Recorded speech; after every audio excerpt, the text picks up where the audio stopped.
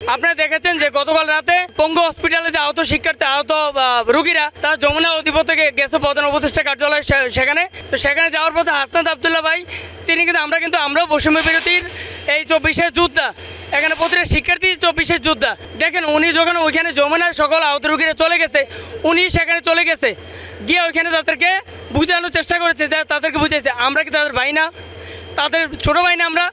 আমরা যে 6 দিন এখানে আন্দোলন করছি, অনশন করছি, ওনারা একদিন এসে এখানে জানার কোনো প্রয়োজন বোধ করে নাই। ওনারা কিন্তু জানে বিষয়গুলো।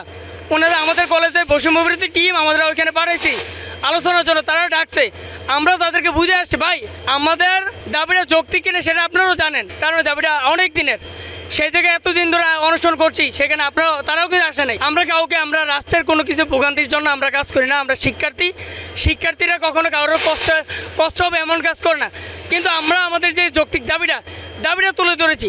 দেখেন গতকালকে শিক্ষা উপদেষ্টা একনেকের সম্মেলন থেকে বের হয়েছে, কিন্তু উনি কী বললো, তিতুমিরকে বিশ্ববিদ্যালয় দেওয়া অযৌক্তিক। তিনি বলেন যে যদি যোগ্যতার দাবিতে যদি বিশ্ববিদ্যালয় করতে হয়, তিনি রাজশাহী কলেজ থেকে পড়াশোনা করে আসছে, রাজশাহী কলেজকে তিনি বিশ্ববিদ্যালয় করার জন্য ঘোষণা দিছে।